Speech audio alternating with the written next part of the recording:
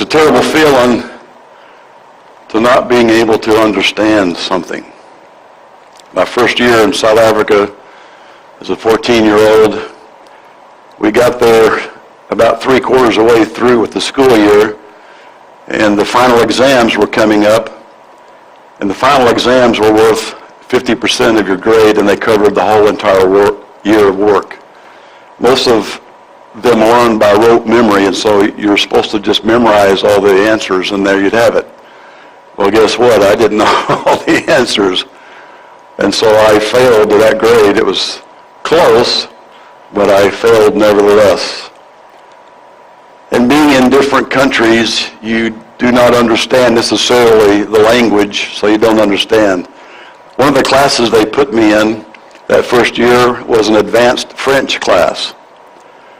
I had not had French in school, and it was a class where you were not allowed to speak English in the class. You could only speak French. That was how advanced it was. So guess what? I flunked that. It's just a terrible feeling not to be able to understand. And sometimes us not being able to understand comes from our own, I hate to say stupid. You're not supposed to say stupid, right? Our own stupidity or our own ignorance, which is not as bad as stupidity. But sometimes it's because whoever's saying this to us is not communicating very well. Well, misunderstandings are bad, but no understanding is worse. The disciples, according to Mark, had many times of no comprende, no understanding. Let's stand, shall we, as we go to the Word of God. This morning, we're looking at the Gospel of Mark, chapter 9. Our lesson comes to us from verse 30 this morning. Mark chapter 9, verse 30. They went on from there and passed through Galilee. He did not want anyone to know it, for he was teaching his disciples, saying to them, "The Son of Man is to be betrayed into human hands, and they will kill him, and 3 days after being killed, he will rise again." But they did not understand what he was saying and were afraid to ask. Then they came to Capernaum, and when he was in the house, he asked them, "What were you arguing about on the way?" But they were silent, for on the way they had argued with one another who was the greatest. He sat down, called the 12, and said to them, "Whoever wants to be first must be last of all and servant of all." Then he took a little child and put it among them, and taking it in his arms, he said to them, "Whoever welcomes one such child in my name welcomes me. And whoever welcomes me welcomes not me, but the one who sent me." This is the word of the Lord. You may be seated. They were traveling quite a ways, going back to Jerusalem. They were way up in the north country, above Galilee. Jesus had just come down off that Mount of Transfiguration. It was a wonderful time for him. Remember when God's presence was so close, he shone. It says his clothes were whiter than anyone could ever make them, and his face shone. And there was Moses, and there was Elijah, and there was Jesus, and Peter said, "Oh!" He didn't know what to say, so he said, "Hey, let's make 3 houses, one for each of you." Well, Peter, and he didn't understand. And so they come down off the mountain, and immediately Jesus sees that there's this crowd, and they're arguing. The scribes are arguing with the disciples that are down below the mountain, and the crowd is all around looking. And Jesus says, "What in the world are you guys arguing about?"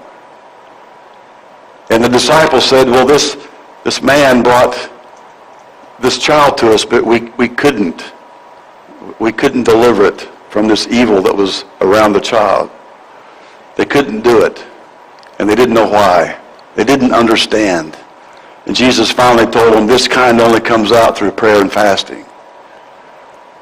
Well, then he keeps going, and they're going through, it says they're going through Galilee. He didn't want anybody to know because there's such a big crowd that he wanted to be able to teach the 12 what was going to happen. This is now the second time he foretells his death. The first time is in chapter 8. The second time here is in chapter 9. The third time will be in chapter 10. And it's around verse 30, 31 in each chapter that Jesus says, look, guys, I want you to understand something. I'm going to be betrayed. I'm going to be beaten. I'm going to be harmed. And they're going to put me to death. But on the third day I'll arise. And that just didn't compute for them because, see, in Judaism at the time, they all believed in resurrection. They believed that after you died, in the end, there would be a resurrection of everybody. It was at the total end, the day of the Lord, the total end of time when everybody would rise. This thing about dying and 3 days rise again, they've never heard that before. That and the Messiah would not die. No, the Messiah is coming to set up the kingdom of David upon earth like it was when King David was around, and they'll have a king, and the Romans will be dissipated. They'll be gone from their lives and no more worry, and there will be the nations like it should be in the Israel's mind. And then maybe at the end, the resurrection and, everything will be just cool from then on. But Jesus is teaching them, and he's trying to get this across to him. And he is doing his best to tell them. He's taking them aside. He's being alone with them as they're traveling. The Son of Man, he's talking about himself, is to be betrayed. Betrayed into human hands. Now see, it's hard for us. We look backwards, and it's easy for us to understand the death and the resurrection. We've seen that. We've proclaimed that. Every Sunday we proclaim his life, his death, and his resurrection. We understand that looking back, but they had no concept of what it was. It wasn't their fault. It wasn't that they were dumb. They just didn't have a concept. They had not heard that. They didn't understand it. And to think that the Messiah would die, that's not in the plan. See, if the Messiah died, then all their hopes and dreams, the person they had been following, everything would fall apart. There would be no more hope for Israel at that point until the next Messiah might come along. But they had no concept of a Messiah dying, and we literally have no concept, do we, of God dying.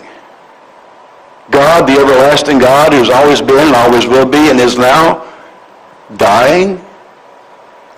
God who lives in heaven and who's all-powerful and all-knowing and all-wise, and he's so far up there that God dying? That does not compute. How can we understand this? But Jesus said, I will be betrayed. I will die. But on the third day I will rise. I will rise. But they did not understand what he was saying and were afraid to ask. And then they go on. They came down to Capernaum, and when they were in the house, this may have been the house of James and John, they think. Maybe Andrew, who knows? It's a house one of them lived in. And the family was familiar with Jesus, so they get into the house, and he calls them together. He says, guys, we've been walking for days. Now, what in the world were you arguing about? This is now the second time they've asked this in the last 2 chapters of Mark. What are you arguing about? Now, wouldn't you be a little embarrassed to talk about that after Jesus just said, look, guys, I'm going to die? And you're talking about how great you are or who's the greatest? But we don't do that, do we? Not in the church. We don't need to see the organizational charts and who does what and who's under whom and, who supervises what and who gets everything done and who doesn't. And we don't worry about that kind of stuff, do we? We don't worry about who's in control and who's in charge. I don't hear any amens whatsoever. Don't understand that.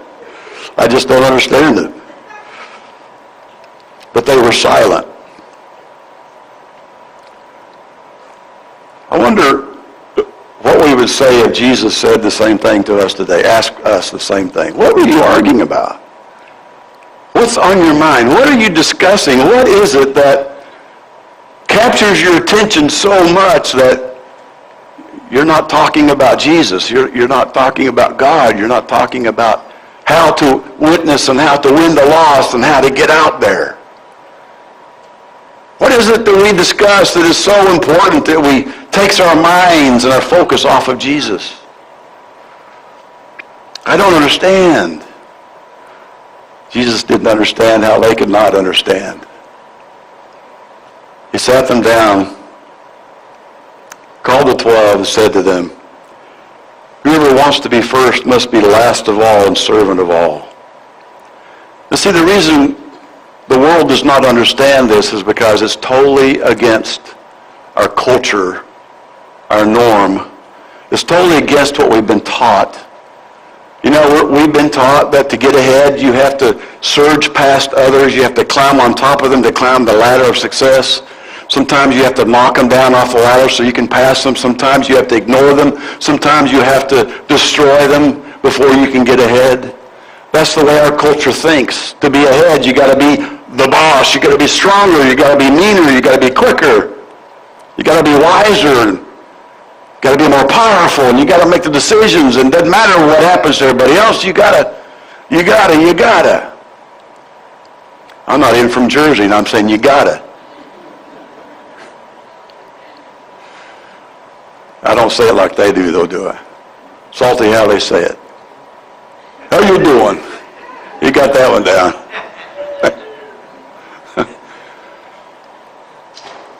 We don't understand that to be first, you have to be last.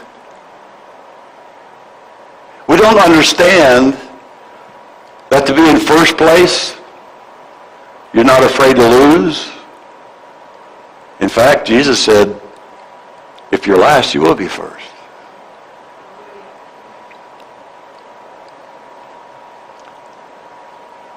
Let you think a little bit about how that applies to you. What is it you're striving to do? What is it that you're striving to achieve? What is it that you're trying to get to, the purpose of your life? What is it that is demanding your time and your thoughts and your energy and your heart and even your pocketbook? What is it that is taking all that you have to accomplish? And then think about it in terms of Jesus saying, does that fulfill my purpose? Does that embrace the thoughts of the kingdom of God? Is that what we're after as Christians? To build power structures for ourselves? To build things that make us look good? What are we about as Christians? Jesus pulled them together and said, hey guys. Now, in this part of the sermon that Jesus was preaching to them, he would have had a video. This is the part where the video clip goes. And on this video, you would see a little child. I don't know how old. We don't know for sure how old. But it's interesting because in those days, 60% of all children did not live to be over 5 years old. And so you didn't put a lot of time and effort trying to keep a child alive that may not be alive past 5. And so children really had no place in society. I mean, you fed them. See, children are consumers. They're not producers. And if Jesus were smart and a CEO, he would have gotten a producer and said, look, guys, you need to be like this guy. He's doing, he's going, he's blazing. I mean, he is really on fire. He's selling whatever it is he's selling. But no, he gets a child who cannot produce, a child that only takes in. And see, you had as many kids as you could because hopefully some of them would grow up and be able to, see, they were your Social Security.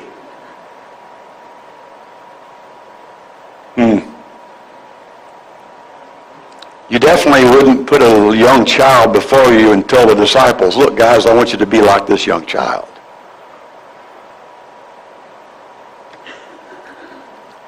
But he takes this little child and puts it among them, taking it in his arms. Jesus turned their world upside down, and they didn't understand it. And Jesus wants to turn our culture, our world upside down, if we would only begin to grasp what he's about. If we would only be able to see that it's about giving, it's about sacrifice, it's about loving people into the kingdom. We were in Pryor, Oklahoma. 9-year-old Larry was a hemophiliac, which meant he bled. If you cut him, he'd bleed. He wouldn't stop bleeding. And so he had to have his factor checked. The nurse that did that went to our church, and this was in '88. Every hemophiliac in Oklahoma died of AIDS from bad blood transfusions. Every one of them in Oklahoma at that time. We knew that Larry was sick, but we didn't know why, didn't know what was going on, until the grandmother and the mother came to me and said, Pastor, we want you to go with us to Oklahoma City. There's a special hospital, and we want you to be with us when the doctor tells us what's going on. So I gladly drive them down. We go through the big hospital, and the doctors come in, and they said, well, Larry has this new disease called HIV, AIDS. Now, we didn't know at the time how you got that disease. We just didn't know. If you remember the mania over it, you're afraid to, maybe it's by, cold, or like you breathe at the air, or you touch something, we just didn't know. So when we came back, they said, we don't know how long Larry has, but we don't have anything to help him. Nothing. So when we got back, I was faced with, do I tell the congregation? If I do, then I could get in big trouble from his parents. I could be sued. If I didn't tell them, then I could be sued. It was quite an ordeal for us, but we decided quietly to allow Larry to still come to church because we wanted him and his family in church. We just made sure that we sprayed all the toys down. Now, he sang in the choir. He was a great quizzer. He was like number second or third in quizzing every year. Larry was a rambunctious boy until they caught the disease. And now he's outcast. The school didn't want him. Parents in the church didn't want him when they found out. The world didn't want him. But I felt as a church we had to love him. And I went over there one day. It was towards the end. He would not see another birthday, another year. Larry was sitting on the ground, on the floor. We played cards, and he beat me soundly in checkers. His face was broken out. He had sores running. He was gaunt. It was hard for him to breathe. I get up to go, I pray, and I hug his grandmother, who he was staying with when his mom worked. I hugged her, and I was about to go out the door, and Larry looked up at me and he said, aren't you going to hug me too?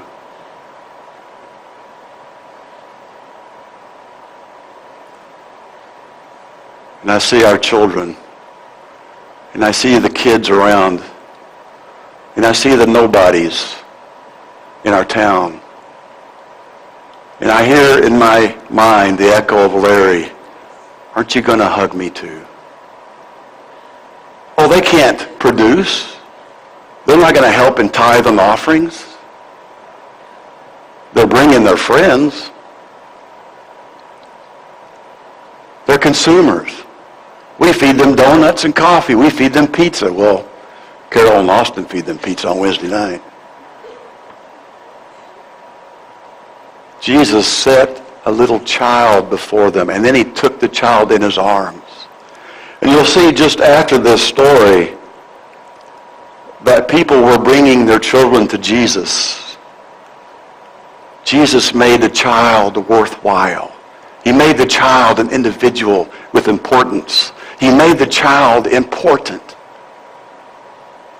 And we can look in our society and see many dregs of society that we don't think are important. But to God, you are important. To God, that hungry person is important. To God, that dirty one that doesn't smell very good.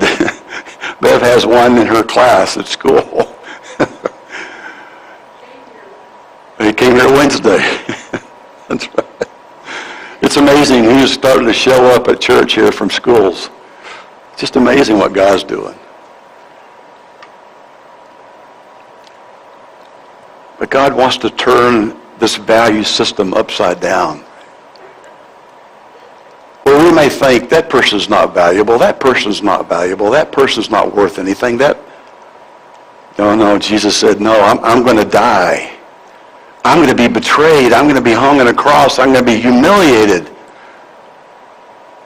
I'm going to die, but on the third day, I'm going to be resurrected. And they didn't understand. And I have to admit sometimes when I think about that, I can't understand how God could do that. How God could love us so much. How God could lower himself to become one of us. How God could literally face all of the temptations, all of the suffering, the pain, the agony that we have and we do. He has experienced it all, folks, for us. And then he died on the cruelest form of torture you can imagine, the cross.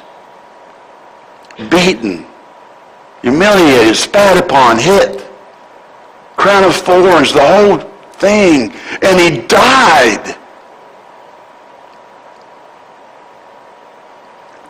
But the power of God is something else we don't understand. But the power of God is greater than any other power in this universe.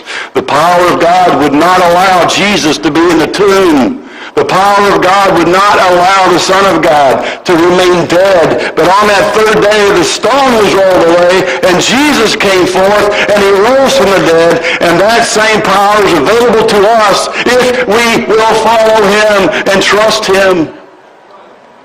When we grasp his structure, his kingdom structure as our own, things begin to happen. Things we can't comprehend, things we can't explain. Some people call them miracles, but they happen because the power of God is available to us to renew our lives and the lives around us, to change our character, to change our heart, to purify us. The power of God, something we don't understand, nor can we ever comprehend, but it is there. And it is here. And it is at work today. Thanks be to God. Let's stand.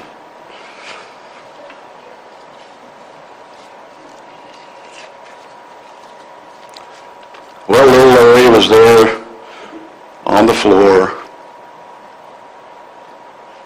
And I went and hugged him. And I told Bev later, I said, if I die in 4 or 5 years from hugging Larry, so be it. If you get AIDS by hugging someone that has it, then we're all going to die soon. Just because it would spread like a wildfire. Can't you see the Lord putting his arms around that little child and saying to this child, you matter to me. Saying to this family, this child is worth something. This child is worth my life, Jesus said.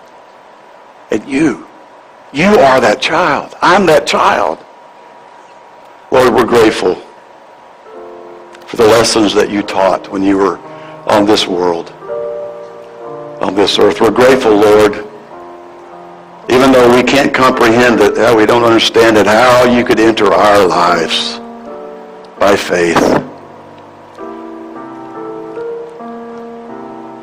It's beyond our comprehension how you could die.